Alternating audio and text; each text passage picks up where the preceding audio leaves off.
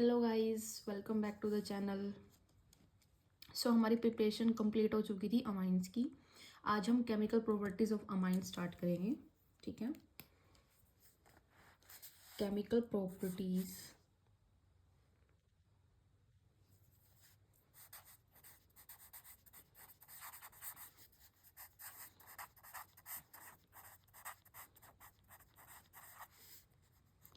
Of amines.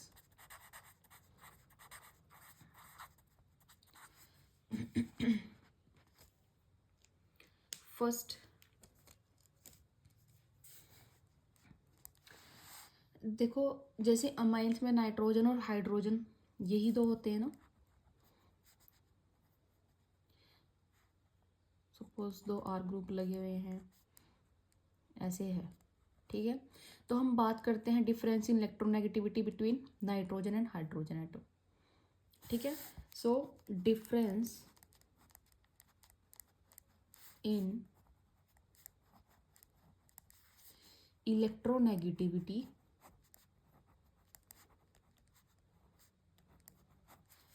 between nitrogen and hydrogen atom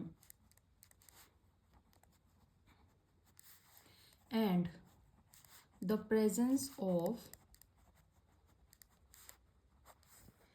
unshared pair of electron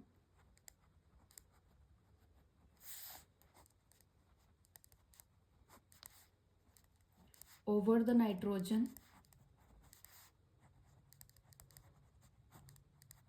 atom makes amines reactive। ठीक है, तो amines को reactive बनाने में हमारे पास दो चीज़ों का मेन रोल है। एक तो electronegativity difference between nitrogen and hydrogen, and second जो इस पे जो unshared pair of electron present होता है। ठीक है, ये unshared pair of electron nitrogen का, ये इसको जो है क्या करता है, रिएक्टिव बनाता है।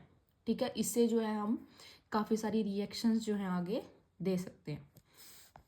उसके बाद देखो, the number of hydrogen atom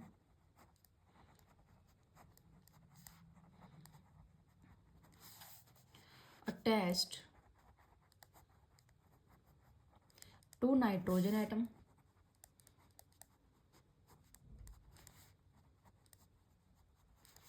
also decide the course of reaction of amines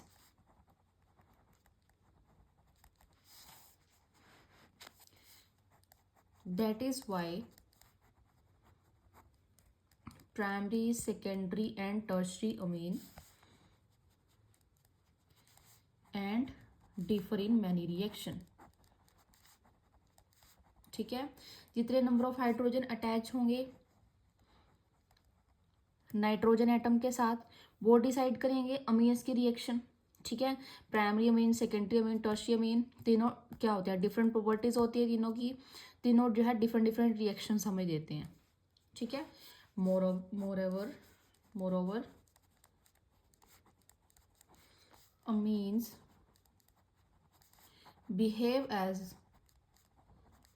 nucleophile due to the presence of unshared pair of electron। ये अनशेयर्ड इलेक्ट्रॉन पेयर। ठीक है, नाइट्रोजन के ऊपर ये जो लोन पेयर प्रेजेंट होता है, यही इसको एज अ न्यूक्लियोफाइल जो है, इस वजह से ये एज अ न्यूक्लियोफाइल वर्क करता है। ठीक है, unshared pair of electron present है तो ये किसी भी जो इलेक्ट्रोफिलिक सेंटर होगा उसके ऊपर अटैक करेगा, तो ये खुद क्या हो गया, न्यूक्लियोफिलिक। ठीक है, तो यही इसको न्यूक्लियोफाइल बनाता है। ठीक है, तो ये तो थी कुछ केमिकल प्रॉपर्टीज। अब हम बात करते हैं बेसिक कैरेक्टर ऑफ अमीन के बारे में।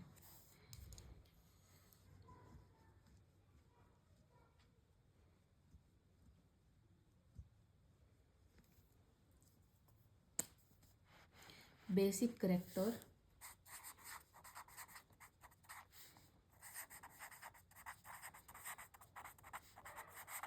Of amines.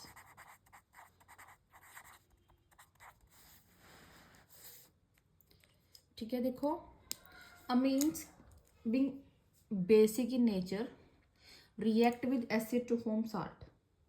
ठीक है, इसमें आप लिखो amines being basic in nature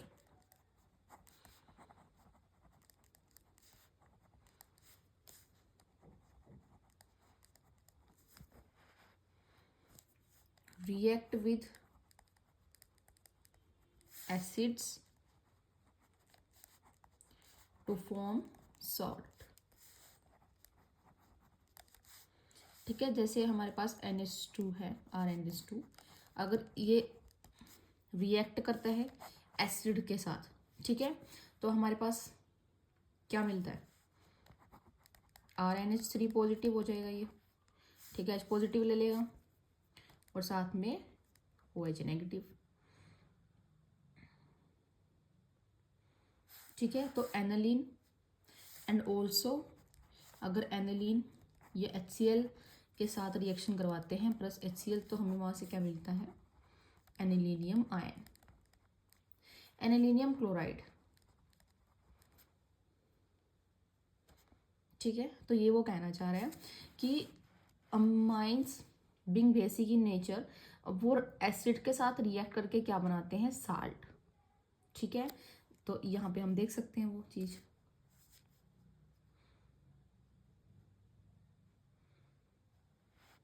ठीक है, उसके बाद जब हमारे पास अमीन साल्ट बन गया, अमीन सॉल्ट अगर बन जाता है, अमीन सॉल्ट को हम further on treatment with NaOH के साथ फर्दर अगर इसको ट्रीट करवाते हैं, तब हमें जो हमारा पेरेंट अमीन था वो रीजनरेट हो जाता है, रीजनरेट द पेरेंट अमीन। ठीक है, सो फर्स्ट दो पॉइंट तो यही थे, अमीन अगर being basic in nature react करेगा एसिड के साथ टू फॉर्म सॉल्ट। ठीक है, उसके बाद जो ये हमारे पास अमीन सॉल्ट मिला है, अगर इसको वापस आप NaOH के साथ ट्रीट करवाते हो तो पेरेंट अमीन आपके पास रीजनरेट हो जाता है। ठीक है, अच्छा और क्या चीज़ है इसके बारे में, अमीन सॉल्ट के बारे में। अब ये जो अमीन सॉल्ट है आर सोल्यूबल इन वाटर। ठीक है, ये वाटर में सोल्यूबल हो जाते हैं, बट इनसोल्यूबल होते हैं किसमें, ऑर्गेनिक सॉल्वेंट में, जैसे लाइक ईथर, ईथर की अगर हम बात करें।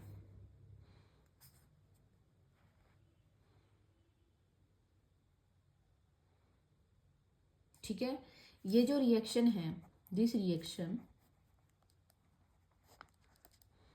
is the basis for the separation of amine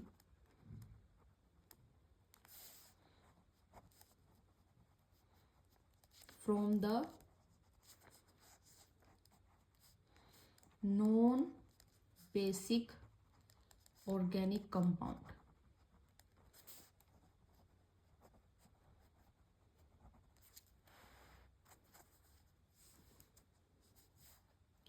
insoluble in water।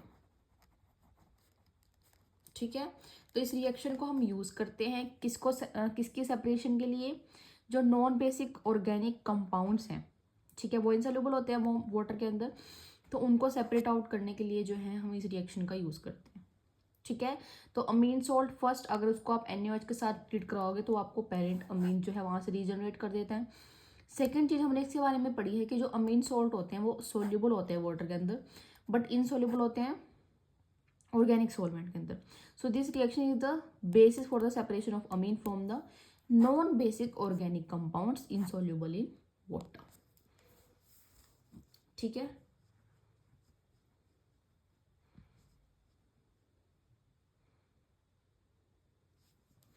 Next point देखो,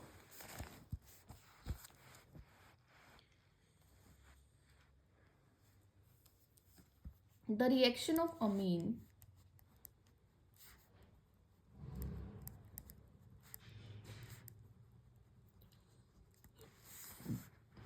with mineral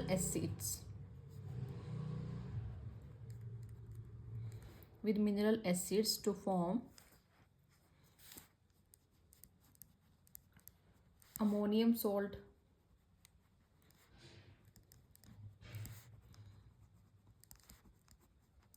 shows that these are basic in nature.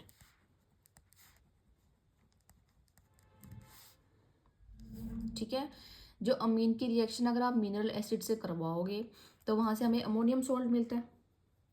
ठीक है, जिससे हमें ये पता चलता है कि ये जो रिएक्शन है these are basic in nature.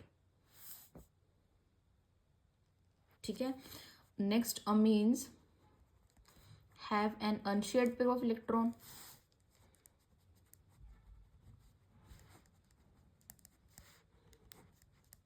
और नाइट्रोजन एटम। ठीक है, ये भी हमें पता है कि अमीन्स के ऊपर नाइट्रोजन एटम में क्या होता है, अनशेयर्ड पेयर ऑफ इलेक्ट्रॉन होता है। ड्यू टू विच, इस वजह से they behave as Lewis base. ठीक है, ये लुईस बेस की तरह काम करते हैं। So basic character of amine can be better understood in terms of their Kb और pKb वैल्यू। ठीक है, तो जो अमीन जो बेसिक करेक्टर है अमीन्स का, वो आपको बेटर समझ में आएगा उसकी Kb और pKb वैल्यू से। ठीक है, क्योंकि जो अमीन्स के ऊपर जो नाइट्रोजन एटम के पे जो unshared pair of electron present होते हैं, उनकी वजह से वो एज ए लुईस बेस की तरह काम करते हैं। ठीक है, तो इनका बेसिक नेचर आप इसकी Kb और pKb वैल्यू से जो है बेटर अंडरस्टैंड कर सकते हो। ठीक है, नेक्स्ट अब Kb और pKb कैसे वेरी करती हैं। Larger the value of Kb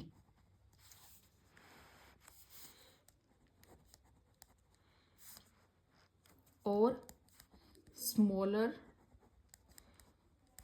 the value of pKb, stronger is the base। ठीक है, मतलब Kb की वैल्यू ज़्यादा होगी और pKb की वैल्यू कम होगी, उतना ही ज़्यादा जो बेस है वो क्या होगा, स्ट्रोंगर। ये वो कहना चाह रहा है।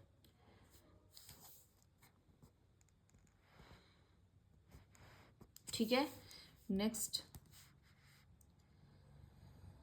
Aliphatic Amin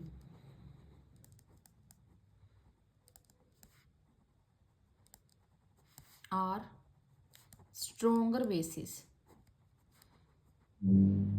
than ammonia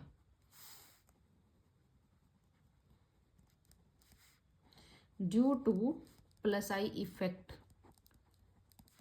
of alkyl group।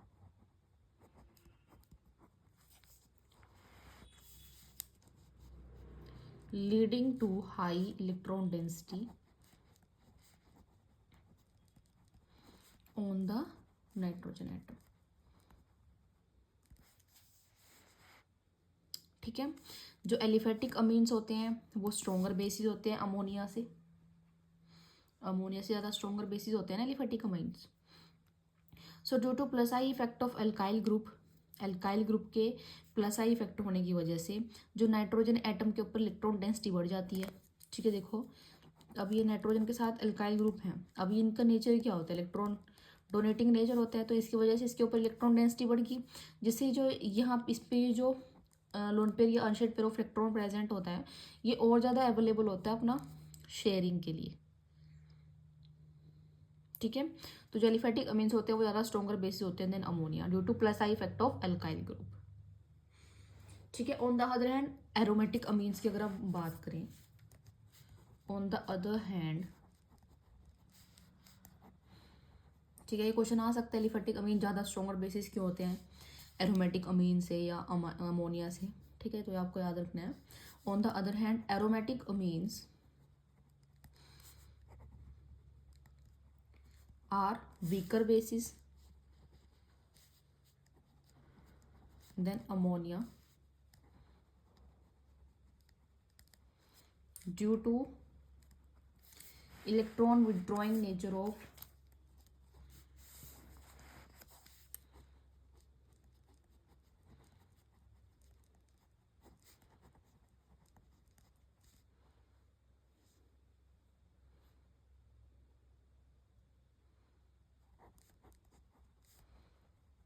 Aryl group.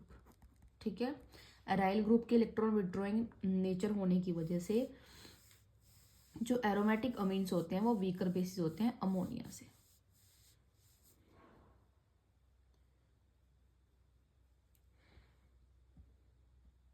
ठीक है, अब नेक्स्ट आपकी बुक में कुछ अमीन्स के नाम हैं, उनकी पीकेबी वैल्यूज हैं.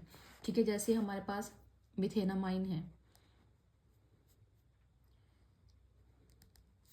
उसकी पीकेबी की वैल्यू दी हुई है 3.38. ठीक है, N methyl methanamine 3.27. Next N dimethyl methanamine उसके 4.22. ठीक है, तो ये आप वैल्यूज यहाँ से चेक कर लेना सारे.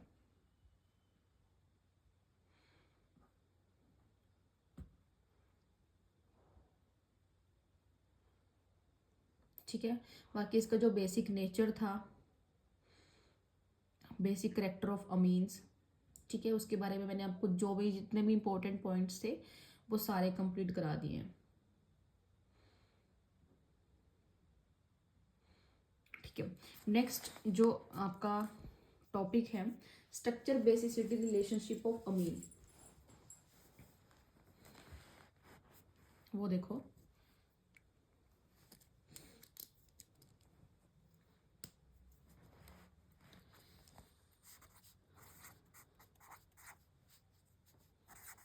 स्ट्रक्चर बेसिसिटी रिलेशनशिप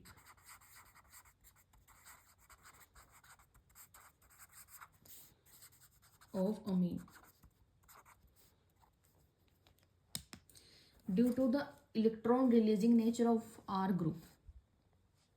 ठीक है, जैसे मैंने आपको बताया कि नाइट्रोजन के साथ अगर R ग्रुप अटैच है तो इनका इलेक्ट्रॉन रिलीजिंग नेचर होता है. ये जो इलेक्ट्रॉन है नाइट्रोजन की तरफ पुश करते हैं, जिससे जो ये unpaired unshared pair of electron है ये मोर अवेलेबल होता है for sharing with proton of the acids. ठीक है, तो इसमें आप लिख सकते हो due to electron releasing nature of alkyl group it pushes electron towards nitrogen atom and thus makes the unshared electron pair more available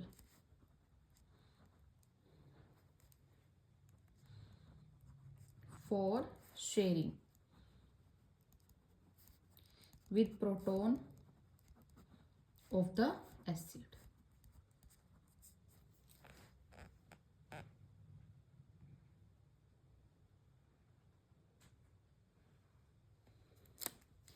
ठीक है, फर्स्ट पॉइंट तो यही था इसकी स्ट्रक्चर बेसिसिटी रिलेशनशिप में. सेकेंड पॉइंट देखो, जो सब्स्टिट्यूटेड अमोनियम आयन होता है, मोर ever the substituted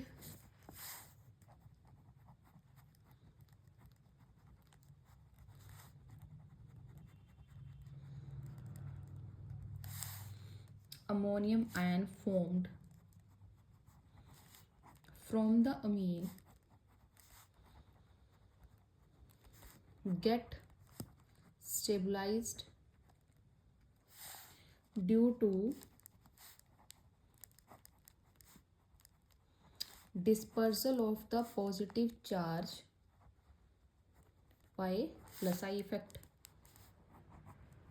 of the alkyl group.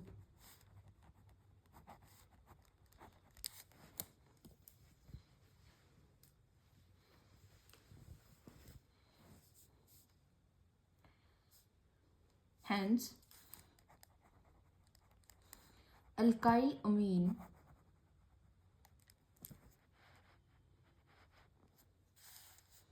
are stronger bases than ammonia.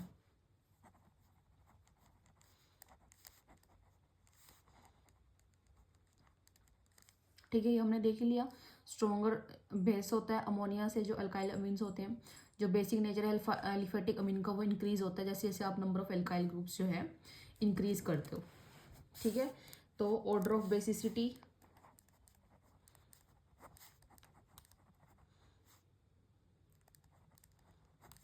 क्या होगा? Tertiary amine, then secondary and then primary and then ammonia. ठीक है, ये होता है इनका order of basicity.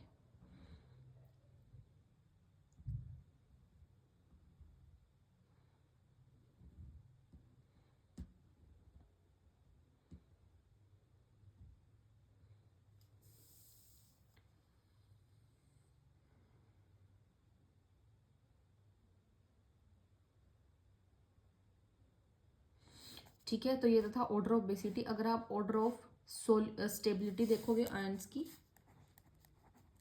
Order of stability of ions, ठीक है, तो वो क्या होता है?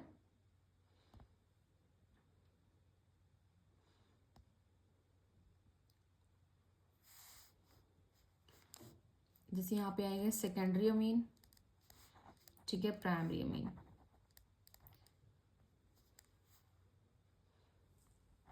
टर्शियरी अमीन। ठीक है, ऐसा क्यों?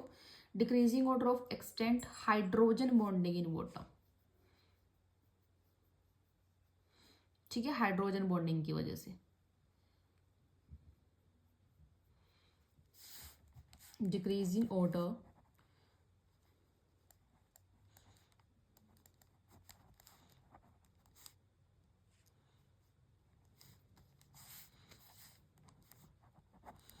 order of extent of hydrogen bonding in water and order of stability of ions by solvation।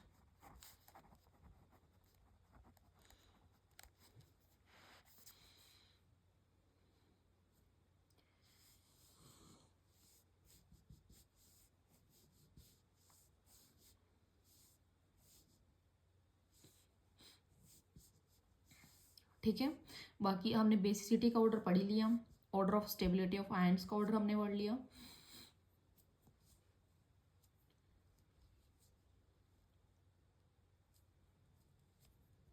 ठीक है, अगर यहाँ पे देखो जैसे आर ग्रुप की हम बात कर रहे हैं, जैसे CH3, अगर उस CH3 को आप C2H5 इथाइल ग्रुप में बदल देते हो, मतलब इथाइल ग्रुप आ जाता है कहीं पे अमीन में, तो जो चेंज बेसिक स्ट्रेंथ के जो ऑर्डर में भी जो है चेंज आ जाएगा। ठीक है, स्टेरिक हिंड्रेंस की वजह से अल्काइल ग्रुप की जो है वहाँ पे बेसिक स्ट्रेंथ जो है अल्काइल अमीन की वो उस पर डिपेंड करेगा। ठीक है, जितना अगर ज़्यादा वहाँ पे हमारे पास स्टेरिक हिंड्रेंस ज़्यादा होगी तो उस वजह से उस मतलब जो बेसिक स्ट्रेंथ है वो कम हो जाती है। जैसे C2H5 है, ठीक है, तो अगर 2 लगे हुए हैं NH तो ये ज़्यादा बेसिक मतलब इसका ज़्यादा बेसिक स्ट्रेंथ होगी देन 3 वाले से।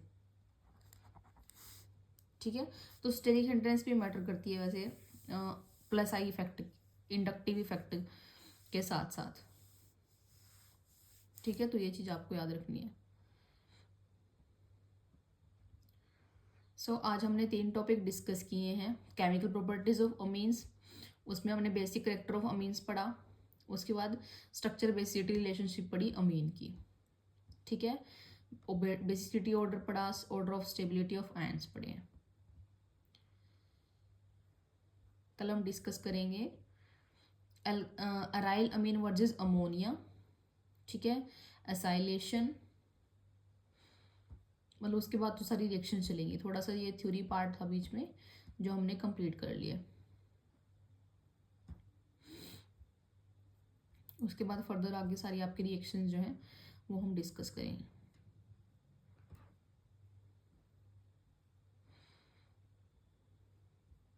सो या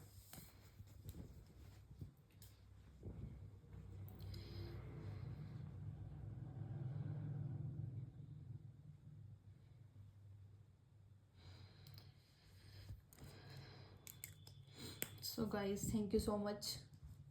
Stay tuned for upcoming videos. Happy learning.